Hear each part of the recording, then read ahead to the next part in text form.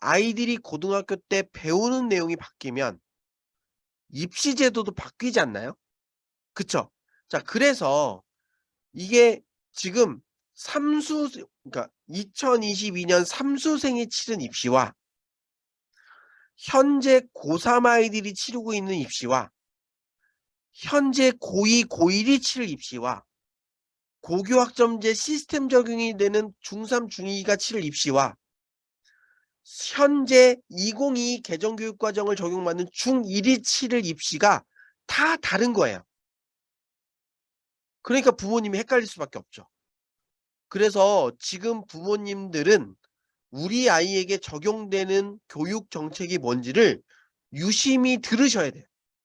자, 근데 오늘의 관점은 사실 요쪽에 쪼끔 집중돼 있기 때문에 2022 개정교육과정이 적용된 이후의 입시가 어떻게 바뀔지에 대해서만 쪼끔 집중적으로 설명을 드려 볼까 해요. 자, 그래서 앞서 말씀드린 것처럼 2028학년 대입 개편에 대해서 2024년 내년 말고 내후년 2월 달에 발표를 할 거잖아요. 그래서 아까 국가교육위원회 위원장이 이제 본격적으로 대입 개편 작업에 대해서 작업을 착수해야 되겠다는 얘기는 2028 대입 개편 작업을 위해서 지금부터 그러니까 13개월인가 14개월이죠. 14개월 동안 연구해서 내년도 2월 말에 그 결과를 발표하겠다. 이 작업을 착수한다는 얘기고요. 혼자 할 수 없잖아요. 그래서 그 대입 개편안을 만들 때 전문가 그룹을 선발했어요. 근데 이 전문가 그룹을 선발할 때 눈에 띄는 두 분이 있는데 요 분이 서울대 전 입학차장이셨는데 이분이 무슨 일을 하셨냐면 서울대 수시와 정시가 있는데 정시는 수능으로 대학 가는 거잖아요. 수시 전체를 학생부 종합전형으로 일원화한 분이 이분이에요. 물론 지역균형 선발전형 일반 전형 나눠서 똑같은 학종이지만 뽑는 방법이 다르지만 어쨌든 개념적으로 수시 전체를 논술도 없고 교과 전형도 없는 학생부 종합 전형으로만 학생을 선발하는 걸 만든 분이 이분이에요. 자, 그리고 요 분은 과거에 한양대학교 입학처장이셨던 분인데 이분이 한 일은 뭐냐면 한양대가 우리나라에서 가장 먼저 학생부 종합전형 학생을 선발할 때 수능 최저 없고 자기소개서 없고 추천서 없고 면접 없이 오로지 학교생활 기록부만 보고 학생을 선발하는 걸 만든 분이에요. 자, 그래서 학생부 종합전형의 대입 전문가였던 두 분을 정책자문위원회에 포함시켰어요. 그러면서 고교학점제가 적용된 이후의 입시는 학생부 종합전형 중심으로 가겠구나라는 뉘앙스를 풍겼어. 자, 그리고 고교학점제가 적용된다면 각 대학은 입시를 어떻게 바꾸실 건가요? 총장님들한테 질문을 했더니 고교학점제가 도입되면 학종이 늘어날 수밖에 없습니다. 다만 국민들의 공정성에 대한 어떤 관점, 신뢰가 얼마나 높아질지 그게 관건입니다라고 설명을 했죠. 그러면서 올 11월 달부터 2028 대입 개편 전문가 포럼이 본격적으로 시작됐고요. 요거는 1차 포럼 때 성균관대 입학처장의 발표 내용을 제가 영상을 보면서 캡처를 뜬 거예요.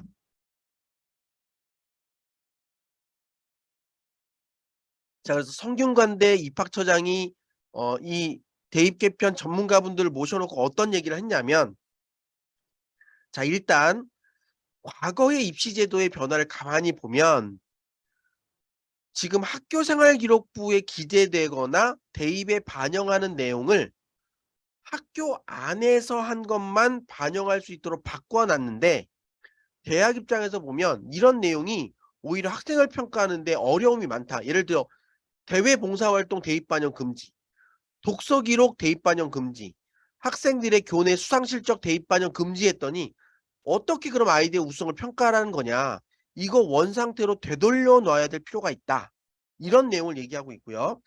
자, 자기소개서 폐지했는데 선생님이 학생에 대해서 써준 얘기를 믿는 것은 맞지만 학생이 자신의 활동에 대해서 스스로 설명할 기회를 주는 것도 필요하다. 근데 지금 자기소개서가 그러니까 내년부터 폐지거든요. 이렇게 되면 학생부 종합전형에 어떤 효율성에 문제가 생긴다. 이런 것들은 정책이 잘못됐으니까 다시 되살려 달라. 이런 얘기를 하셨고요.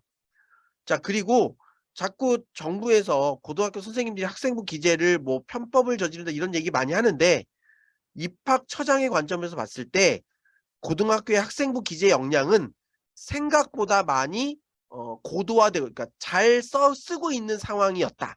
충분한 역량이 이미 있었다. 그래서 문제가 있는 사람들만 엄벌에 처하면 됐는데, 이런 문제 때문에 고등학교 선생님 전체를 마치 수준이 없고 비리를 저지르는 사람처럼 간주하고 학생부 종합전형의 어떤 뭐 뽑는 인원이라든지 아니면 뽑는 절차에 대해서 너무 많은 터치를 가한 건 문제가 있었다. 이런 얘기를 단도직입적으로 하셨고요. 자, 그러면서 정시를 확대했는데 이 정시를 확대하는 것에 대한 다양한 문제들이 나오고 있다. 결과적으로 대학의 자율성이 침해됐고 수능 성적이 낮은 학생들의 대학 진학의 기회를 낮춰놓는 이런 현상이 나타났다. 자, 그러면서 지금 고교 학점제를 포함한 미래 중심의 입시 제도를 어떻게 만들 것인가에 대한 고민을 하고 있는데, 지금의 수능은 미래의 역량을 평가하는 데 적절하지 않기 때문에 고교 학점제와 연계된 미래 인재 양성을 위한 수능 체제의 변화가 좀 필요할 것 같다. 자, 그리고 지금 고교 학점제의 도입은 학생부 교과 전형, 즉 내신의 성적으로 학생을 정량 평가하는, 즉 1등급이냐 2등급이냐 구분해서 1등급이 2등급을 무조건 이기는 그런 형태의 교과 전형은 내신이 절대 평가가 되면 사용할 수 없는 전형이 되기 때문에 이제 남는 건 학종밖에 없다. 학종이랑 이제 변화된 수능 시험을 통과한 수능. 그렇기 때문에 앞으로의 대입 제도에 대해서는 이런 부분들을 잘 고려해야 될 것이고, 궁극적으로 과거의 입시제도 변화는 어떤 정치적인 이슈 혹은 국민들의 여론을 반영하는 그런 형태로 진행이 됐는데, 교육은 미래 관점에서 교육 전문가가 설계하고 그 설계 과정을 잘 납득시킬 수 있는 그런 방향으로 가야 된다. 지금 지금 출산율 저하 때문에 우리나라 경제를 떠받칠 생산 가능 인구가 기하급수적으로 떨어지고 있는 이 마당에 공부 잘하는 몇 명만을 집중해서 케어하는 엘리트 중심의 교육은 이러한 생산 가능 인력의 수준을 떨어뜨리는 결과밖에 안 된다. 그래서 한 사람도 포기하지 않는, 그 아이가 갖고 있는 잠재 역량을 모두 발현해서 경제 발전에 기여할 수 있는 인재로 끌어안을 수 있는 포용적 포용적 교육 정책이 필요하고, 따라서 입시 정책 역시 그러한 핵심 전문가들을 양산할 수 있는 그런 방향으로 바꿔 나가야 될 것이고, 거기에는 교육 전문가가 반드시 참여하는 그런 입시 정책이 만들어져야 될 것이다. 그러면서 정치적 문제, 사회적 문제를 대입 정책으로 모두 해결하는 그런 접근법은 이제 있어서는 안 된다. 이런 내용을 발표하셨고요. 이건 2차 포럼의 전문가 내용이에요. 그래서 이 중앙대학교 의대 교수님이신데 이분이 얘기한 걸 보시면, 자, 우리 중대에 들어와서 졸업 안 하고 도망간 학생들의 비율을 봤을 때 학생부 교과 종합 논술 수능의 비율로 봤을 때 수능으로 들어온 학생들의 중도 이탈률이 압도적으로 높다. 왜? 수능 문제 한 문제만 더 맞췄어도 내가 성대에 갈 수 있었는데, 이런 아쉬움이 너무 큰 거죠. 그렇다고 수능으로 들어온 애들이 공부를 잘하냐? 그것도 아니더라 이거죠.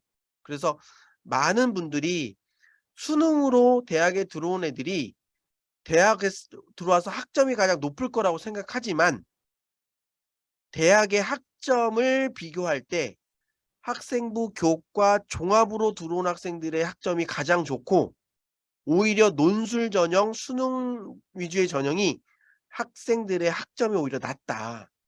자, 이거는 도망갈 걸 생각해서 집중하지 않았기 때문에 발생할 문제라고 생각할 수 있겠지만, 어쨌든 대학의 관점에서는 도망가지 않고 우리 대학에 집중하면서 대학 학교 수업을 잘 따라오는 이런 학생들을 더 많이 뽑을 때 학교의 발전에도 도움이 될 수 있다라는 관점이 생길 수 있는 거죠. 거기에 실질적으로 그러면 국가에서 주는 장학금을 많이 받는, 즉 아무래도 가정 형편이 쪼끔 어려운 친구들이 장학금에 대한 욕심이 더 많을 거 아니에요. 자, 그런 관점을 봤을 때도 어떤 부의 균형 혹은 부모님의 엄마 찬스 아빠 찬스가 없는 전형이 오히려 학생부 교과 종합 전형일 것으로 판단이 된다. 따라서 공교육을 안정화시키는데 과연 어떤 전형이 적합한지, 그리고 지방 대학까지 포함해서 학령 인구가 점점 줄어들고 있는 마당에, 그리고 국가 발전에 기여할 수 있는 새로운 인재들의 수가 줄어들고 있는 마당에 과연 어떤 인재를 양성하는 교육 정책, 입시 정책이 중요한지, 그리고 어떤 입시 제도 변화에 따라서 기민하게 움직이는 어떤 그런 수험생들의 트렌드 혹은 어떤 움직임, 이런 걸 고려할 때 과연 입시라는 생태계에 어떤 정책이 합리적인지 고민해 볼 필요가 있고, 과연 지금의 수능 중심의 입시 제도가 앞으로에도 적합한 것인지 고민이 필요하다라는 내용으로 2차 포럼에 발표하셨던 이 중대 교수님이 이런 내용의 화두를 던지셨고요. 지방대학을 대표해서 이 원광대학교 이문영 교수도 발표를 진행했는데 이분 역시 원광대 의대 교수예요. 그래서 이 백광진 교수는 중대 의대 교수로서 이런 얘기를 하는 거고, 이분은 원광대 의대 교수로서 지방대학의 어려움을 얘기하고 있는데, 지방대는 수능을 잘 본 애들은 다 위쪽 대학에다 뽑아가기 때문에 정시로 선발할 때 지원하는 수 자체가 절대적으로 부족하다는 거죠. 그리고 내신 좋은 애들은 어쨌든 상위권 대학으로 많이 가기 때문에 지방 대학에서 미달 인원이 늘고, 학생부 관리된 아이들도 아이들 중심으로 지방대에 지원하는데 여기에서 많은 학생들을 뽑을 수 없을 뿐만 아니라 앞으로 고교학점제가 되면 교과 전형 자체가 의미가 없기 때문에 종합 전형이 늘어날 건데 학생부 관리되어 있는 애들은 또 상위권 대학에 다 뽑아갈 거 아니냐. 그럼 결국 수시에도 인재가 부족하고 정시 준비한 애도 부족해서 결국 지방대는 추가 모집까지, 그러니까 다 입시가 끝나고 마지막 이 못 뽑은 애들 한 번 더 뽑는 추가 모집까지 가야 정원을 채울 수 있는 구조로 바뀌어가고 있다. 근데 아까 중대 의대 교수가 얘기한 것처럼 원광대 의대 애들의 수시와 정시로 구분한 학생들의 GPA 학점을 비교해 보면 오히려 수시로 입학한 아이들의 대학 학점이 더 높더라. 그래서 많은 사람들이 갖고 있는 정시 중심의 정시로 입학한 아이들이 대학 성적이 좋을 거라는 편견이 여실히 깨지고 있다.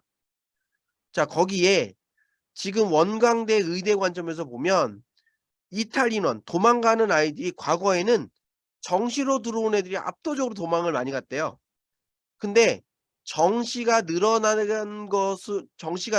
것으로 발표되고 실제로 정시가 늘어난 2020년, 21년도에 수시로 입학한 아이들도 대부분 상당히 많이 빠져나간 거죠. 왜? 수능 봐서 수도권 의대 가기 위해서. 그래서 이 이문영 교수가 얘기한 거는 지방대 의대에 들어온 1학년 아이들이 학교 수업을 안 들어오고 다 재수학원 가 있대요. 그래서 재수해서 수도권 의대로 가고, 수도권 의대에 들어간 아이들은 또 반수해서 서울권 의대로 가기 위해서 계속 학교를 도망가고 있다는 거예요.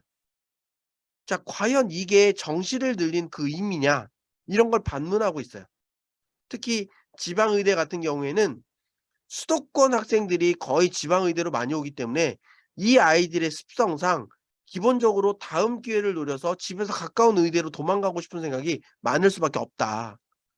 자, 그래서 과연 지역 대학까지 균형적으로 발전할 수 있는 입시 제도를 고민할 때 지금의 입시도가 맞느냐 거기에 대해서 고민이 많고 사실은 지방 쪽에서는 뭔가 수시 쪽에 포커스를 맞춰야 되는데 고교학점제가 적용되면 교과 전형으로 아이들을 뽑을 수가 없잖아요, 절대평가니까. 따라서 학종이 늘어날 수밖에 없고 이 학종이 늘어난다면 아까 맨 처음에 그 성균관대 교수가 얘기한 것처럼 자기소개서가 있어야 된다.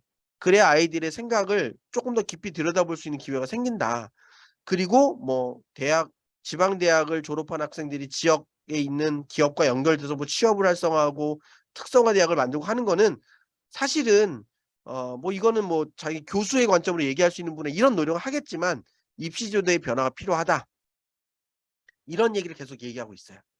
자, 그래서 지금까지 이야기된 내용을 토대로 본다면 고교 학점제가 적용된 이후의 입시는 굉장히 학생부 종합 전형이 강조되어 있는 내용과 수능이 변화해야 된다는 내용이 계속 반복적으로 나오고 있는 그런 추세다. 그래서 이거는 제가 꽤 오래전부터 고교 학점제 이후의 입시 제도에 대해서 몇 가지 모형을 만들어서 공유하고 있는 자료인데요. 지금 현재 2028 학년도 입시에서 가장 큰 화두 중에 하나는 수시와 정시를 합치는 거예요. 그래서 9월 달에 한번 원서 쓰고 12월 달에 원서 쓰고 이걸 없애 버려서 그냥 9월 달 원서 쓰는 거 없애서 모두 수능이 끝난 다음에 원서를 받는 원서 접수 기간을 한번 일원화하자 이 얘기를 하고 있어요.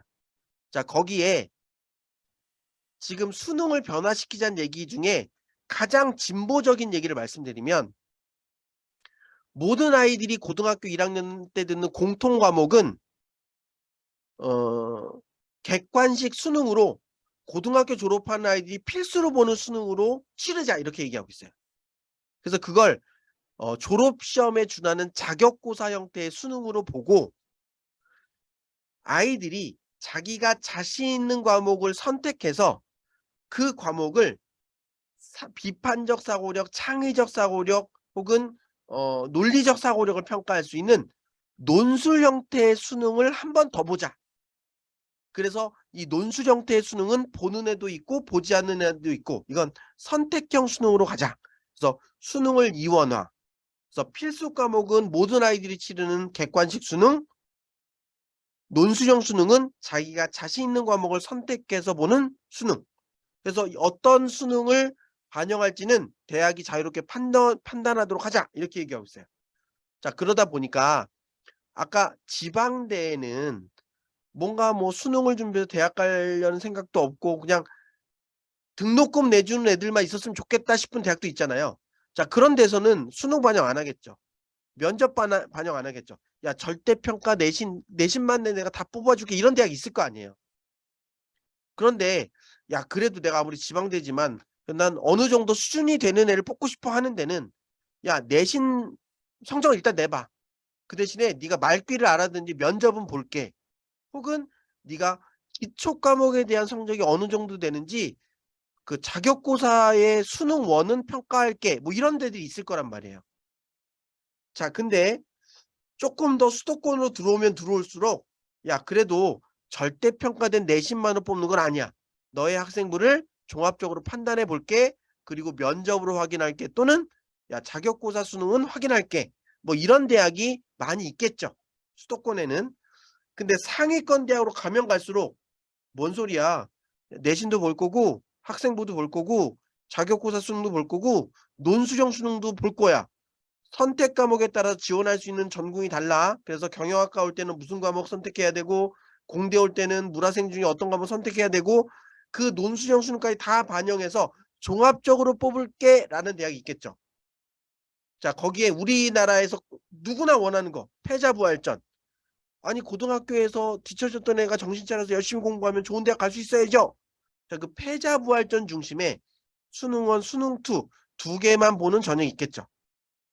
자, 그래서 요런 5가지 정도의 유형의 어 모형 조합이 나올 수 있을 것 같고 상위권 대학으로 가면 갈수록 이 높은 그러니까 모형 5에 가까운 어떤 조합을 선호할 것이고 지방대로 가면 갈수록 단순한 조합의 전형을 선호하겠죠.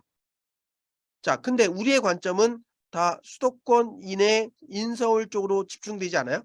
그래서 결국은 변화된 형태의 수능에 대한 관점, 그리고 내가 원하는 걸 자유롭게 선택하지만 그 안에서 역량, 내가 이 정도의 요구, 이 정도의 과제를 해결할 수 있는 지식과 기능과 태도와 가치를 갖고 있습니다를 표현할 수 있는 그런 역량을 담은 학생부 관리가 필요한 형태로 입시 제도가 바뀌어갈 것이다.